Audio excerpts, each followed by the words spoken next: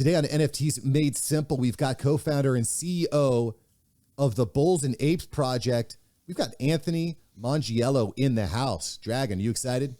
Bulls and Apes? I'm in. Let's do this. This project is big. One of the bigger projects that we've looked at, really fleshed out, tons of value. I don't know what else to say. Let's get into the episode. NFTs are changing the world, and change can feel complicated and scary. But listen, you don't need a computer science degree. You don't need to learn how to code. You just need practical skills to win. If you are here, you are in the 1% of humans that are preparing for this major cultural shift. We're going to keep it fun. We're going to keep it light. We're going to make it practical. Welcome to NFTs Made Simple. Just a reminder, we're not financial advisors. This is not financial advice, and you should do your own research. Hey, let's get into it. Anthony, welcome to NFTs Made Simple. What's up? How's it going? How you guys doing? We are excited to be here. I know Dragon is excited to be here. He's still here after a trip to the Amazon, still alive, still kicking, and we're ready to talk NFTs today, baby. The Bulls and Apes Project, Anthony. This is exciting. You've got quite a project here. Very impressive. Yeah, thanks a lot. I appreciate it. We've been our philosophy is just to over deliver until people pay attention. So that's what we've been trying to do. I got to tell you, the first time I heard the name Bulls and Apes, I'm not going to lie. I mean, I got a little aroused. I mean, so where did that name come from? I mean, it caught Dragon's attention right away. Yeah, for us, it was always around trying to capture the essence of what it was like to be in Web3. Financially motivated, so bull market, charging in, aping into investments, reckless abandon, people that are risk takers. We felt like that's why a lot of us came to Web3. We came here because it was new. We came here because it was exciting. We came here because we wanted to be one of the first. I'm thinking, Mark, we should start a new company called Blocks and Chains. Blocks, chains, and blades and baseball bats as it goes. If we were starting a fight club. One of the things that's interesting to me, Anthony, is, you and the development team, which you've all fully doxed yourselves, you all have a pretty impressive background. You're not newbies into the business world. I'm just kind of wondering, how did you get into NFTs? How did you get your launch pad going? Yeah, so for me personally, I heard Mark Cuban, Gary Vee talking about Web3 and blockchain. And in my corporate background, insurance, I was big into insurtech. So I knew about blockchain technology from the insurance world. It's a big topic there.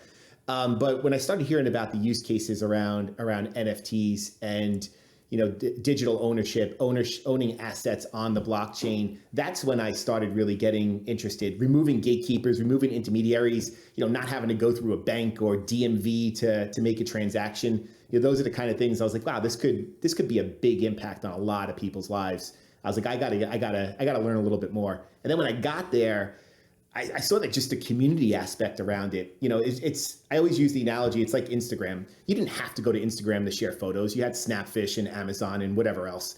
But Instagram happened to be that place that everybody was congregating, sharing photos, commenting, liking, sharing information with family and friends. I feel like Web3, that was the same thing for me, NFTs in particular.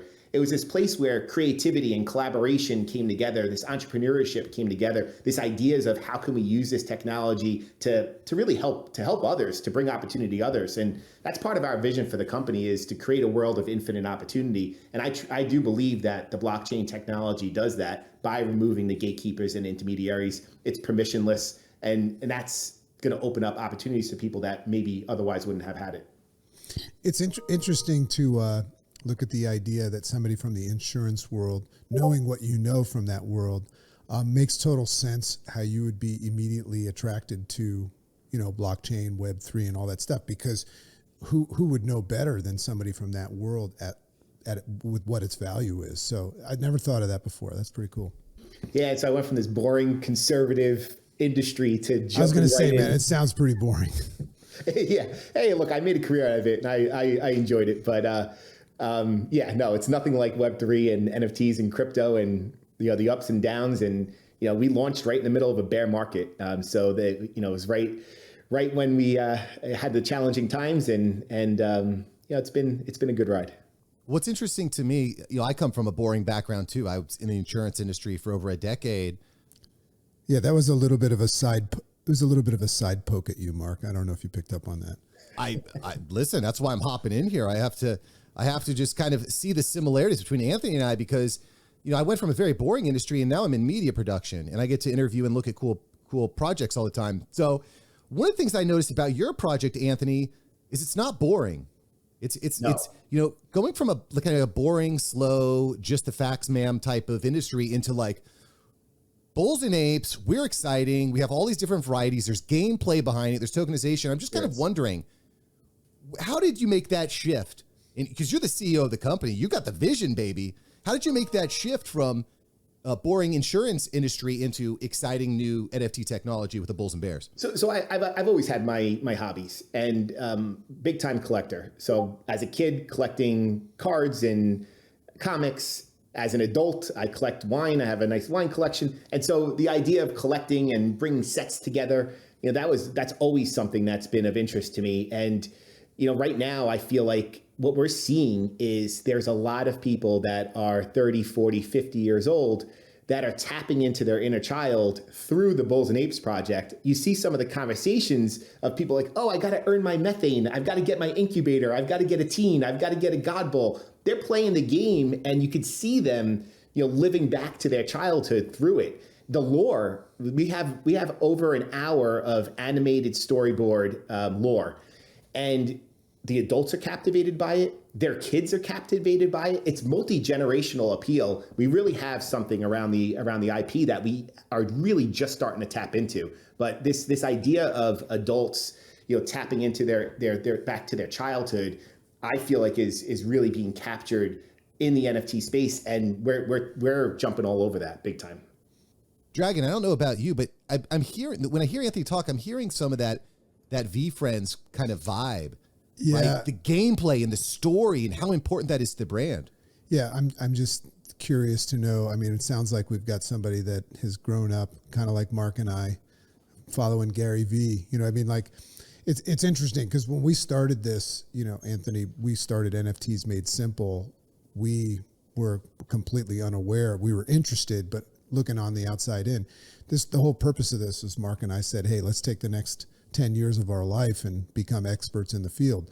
And at that time, we were very, very intrigued by Gary V. And I hear the way you're speaking right now. And that's the kind of NFT stuff that we like: value, utility, but also community. And it sounds like, let's put it this way. When I hear somebody like you, I say it makes sense why this guy's so excited about it, because it's authentic, it's altruistic and things like that. So I would assume that you've been influenced by Gary V. Oh, tremendously. Yeah, I've got his books are on my shelf right here. He calls it the kidult category, right? The kidult category, and he's tapping into that also. Love what Gary V does. He's definitely a huge reason why I'm in the NFT space right now. It was between him and Mark Cuban that I respected both of them, and they were both talking so heavily about it. And VeeFriends is the first community I got involved in, and that's where I was blown away by the community aspect. Now, Gary's community is massive, right? He's got a massive following. There's like 150,000 people in the Discord. It's insane. That's really what started to pull me in, and I had to get involved. Well, and you're no slouch either here. For everyone that's listening, I'm gonna kind of go through on YouTube, and I'm gonna share the OpenSea page here for the Bulls and Apes Project. Because Anthony, this is a pretty big project. I mean, you've got 10,500 items in your, I guess this is your flagship project, the main Bulls and Apes, right? Because there's teens and there's some other side project, which there's some depth. There's some depth, baby. There is. But I mean, you've got over 10,501 items with a floor price of 0.749 ETH. That's impressive that you were able to keep this type of value and this type of engagement on your Twitter, on your Discord, throughout what we're looking at as kind of like an NFT winter right now. What do you think has set yourself apart? Where do you see yourself going to move forward as we go through this, kind of come out the other side of this winter and look at more so I think at utility?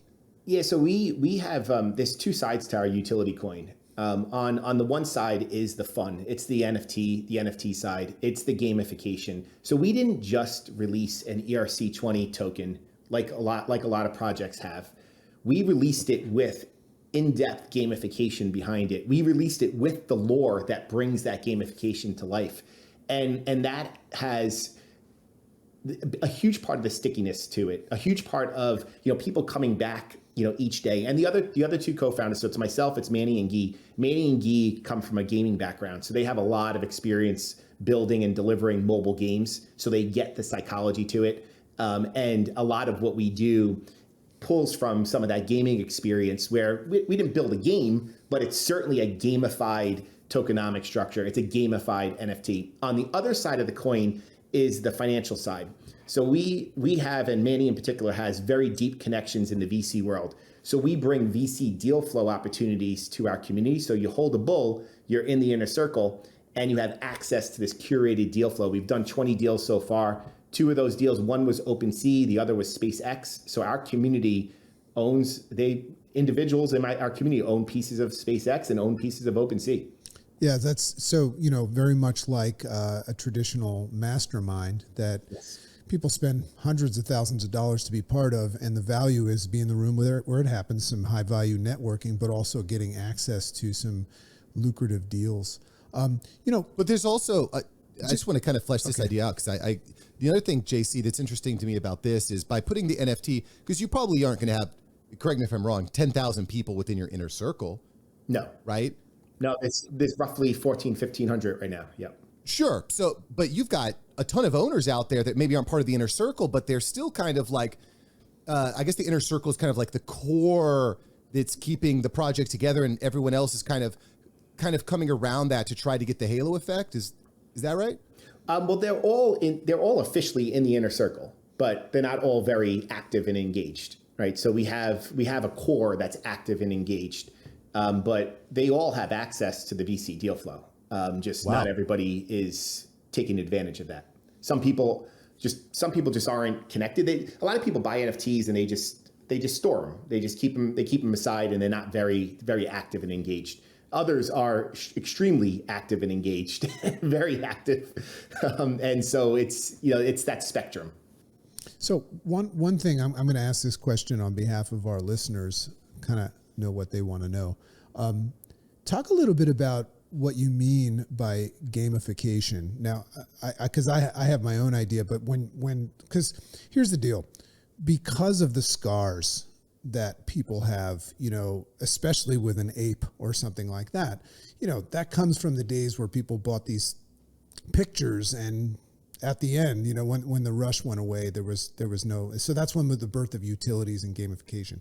So explain, when you go to Bulls and Apes and you hold one of these things, I understand that it gets you in that inner circle and you gain access to some deals, but how does the gamification component of it work? Yeah, no, and I get it, right? A lot of people are burned by, another ape project, another derivative of Bored Apes, people trying to just, suck off of that brand and that name and that attention. For us, what we talk about with gamification and what makes us different is right from day one, we had our ERC20 token, which is called methane. So it's a play on bulls create methane. So you just by owning a bull. That's genius, by the way. I love it. And, the community has fun with it. They're trading meth and their team has to go and earn meth. And so do people call themselves meth addicts? I mean, it's all over the place. There's the meth corner. Our community's trading meth. You got to do a play on Breaking Bad to just keep going down that hall, I know people have fun with it. So it's own to earn, and so there's no jumping through hoops. You're not staking. We have two law firms right now. We're bringing in a third. We are very, very cautious about how we're a U.S. entity, and so we're very, very cautious about how we approach everything to do with our project. So our methane token, it's an in-game utility token, and we have none of the staking. It's not you're own to earn, and you're own to earn in order to play the game. And so what I mean by playing the game is when you earn these methane tokens, you're able to trade them in for other NFTs, other assets. So the bulls, the initial version of the tokenomics, the bulls, you can breed them. There's some science behind it. The 2 bulls could breed. You get an incubator. You go from an incubator to a teen. Then you burn a teen to get to a merger orb, and methane's used throughout the process. Now, once you have the merger orb, you were able to get to a God Bowl with 4 other teams where their energy came together through the merger orb. So that's all laid out in the lore, and that was how you played the game to get yourself to a God Bowl. Now, Anthony, quick question. Where is the game played? You were talking about the game. Is that like inside of our wallet, or is there an actual like interface? On our website. On the website. Okay, cool. Yep. Sorry to break you off. I was just trying to keep up with all this works. This is interesting. Yeah. And so we have a My Collection. So our website is, I mean, it's pretty kick-ass. It's easy to use. It's very intuitive, and it walks you through the process. So you have your My Collection page. You can go and collect your methane. You can then move that to burning and getting the additional assets. So the God Bulls now have God powers. They as part of the lore, as the lore went on, they developed God powers, and so they were able to create one of 3 powers. So there's a meth machine, there's a replenishment, and there's a resurrection. So all of those teams that were burned, now with this God power, you could resurrect one of them from the underworld and bring them back alive. And so that is some of the fun that we've done. And now we're coming up with the Ape Collection is coming up next. That's February 7th. And we've got some additional gamification that we're gonna apply to the apes.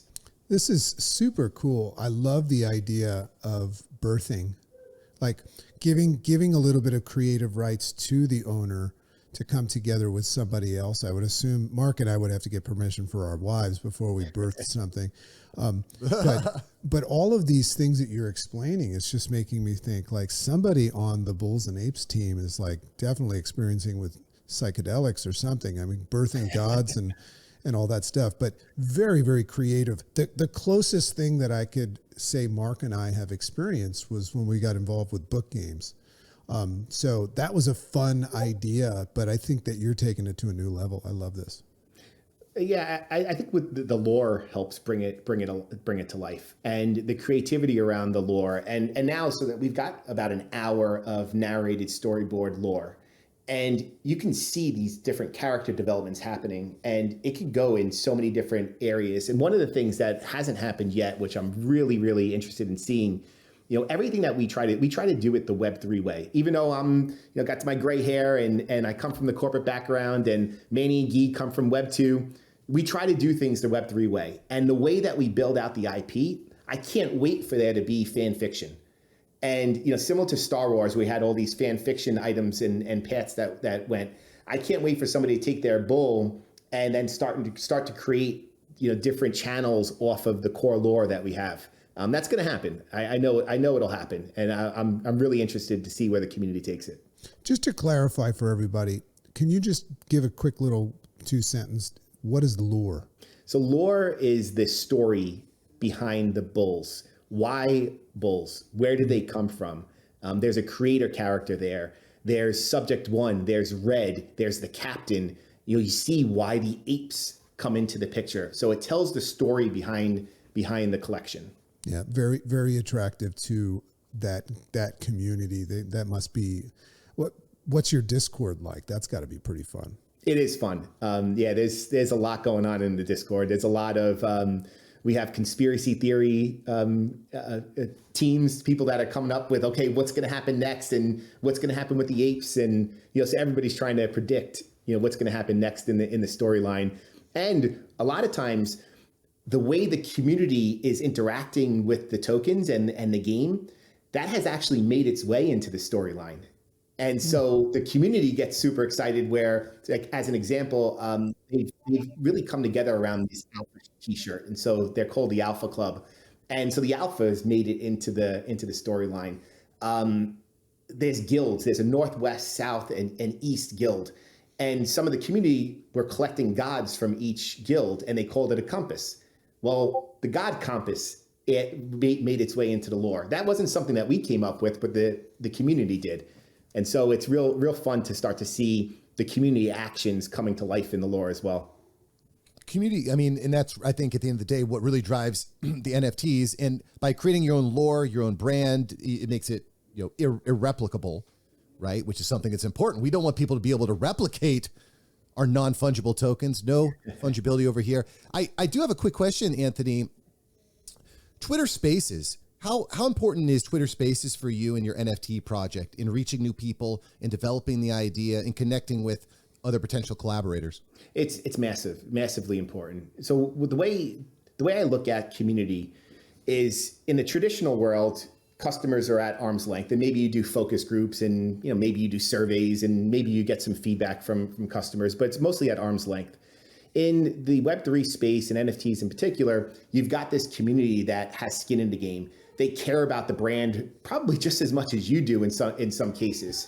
And so it's really important that you lead with the community, that you're not just leading within the walls of your company, you're leading in the community as well. And in order to lead, you got to walk the halls. You got to see what's going on, and you got to go where your community is. And so if your community is in Discord, you go there. If your community is on Twitter, you go in there. I'm in Twitter DM groups. I'm in other Discords that our community has created. And, we're hosting Twitter Spaces often. We're on Twitter Spaces often. Right now, we do Tokenomics Tuesdays. So we know we're pretty complex. We teach our tokenomics on Tuesday nights. We're doing Welcome Wednesdays, where we're welcoming new community members. And then we have a tokenization initiative that I'm sure we'll touch on. We have Tokenization Thursdays, where we welcome in new tokenized communities. So we do it at least 3 times a week, where we're meeting with the community. Yeah, talk to us a little bit more about that tokenization, because I got to say, in my experience, tokens at first glance can be very, they're complicated. And to me, probably one of the biggest barriers of entry into the NFT space for the mainstream is complexity, is simplifying things down. I guess the flip side of that is, when there's more layers, there's more hoops to jump through, people feel more connected to a project at the same time. I don't know if that makes sense. No, it completely makes sense. And that is a bit of an obstacle for Bulls and Apes, where people at first blush, they look at it and like, oh, that's too complex, I'm not going to get it. But because we lay it out in steps, once somebody does take that step in, it's really easy for them to catch up and to move along. Tokenization was our way of pushing the envelope on the blockchain technology. So blockchain technology, it's just a ledger. It just keeps track of who owns what, and it doesn't care what asset is part of another NFT project. Right? It's just a bunch of numbers on a ledger, and who owns those numbers. And that's all it looks after. One of the aspects, like I mentioned earlier, that I love about the blockchain is removing the gatekeepers, removing the intermediaries. That includes the project founders, who could be intermediaries on what value gets delivered to their holders. So we're turning it on its head a little bit and saying, yes, we're going to reward our holders, but we're also going to reward holders of other projects' NFTs. So we've tokenized 70 projects so far. And if you hold one of the NFTs from one of those projects, you can come on our site and you can earn methane. And now with methane, you could start playing our game alongside our holders. So we are really pushing the envelope on what it means to build community in Web3. I get a question. This is super cool, by the way. Well thought out, and love the energy behind it, because you're obviously a child at heart. I love that. It's funny how adults are more than ever children now. So funny and scary at the same time. Funny and scary, yeah, which is one of the reasons why Mark and I get along so well. So here's an interesting thing that I'm sure you're aware of this, but I'm just once again speaking for the audience, because, go to Bulls and Apes. I think it's bullsandapesproject.com. Bullsandapes.com gets you there too. Okay, bullsandapes.com. So if you go there, you're going to see, access to OpenSea, and you're going to see the NFTs, and you're going to see information about a lot of stuff that people look at and they go, where do I start? So just, if you could just answer, this would probably be beneficial because people are going to go to the website. If somebody wants to get involved in what you're doing, but also leverage themselves in there, what's the approach? Because I would assume a lot of people go there, get confused sometimes because they're not knowledgeable. They haven't listened to all of our earlier episodes yet. Right. But how does somebody get involved in Bulls and Apes? Yeah, so we have education courses there. Also, we've produced an NFT 101 course. So if someone's brand new to NFTs, it's a free course that's available. We We put a whole curriculum together for it. It's only 30 minutes, I would say, and there's 11 modules, 2 to 3 minutes each, so it's real bite size. But professional actress that we hired that facilitates the course. So it's really nicely put together, easy to consume. But outside of that, you're buying your first. You could go onto our site. We created our own ranking tool called Trait Ranks.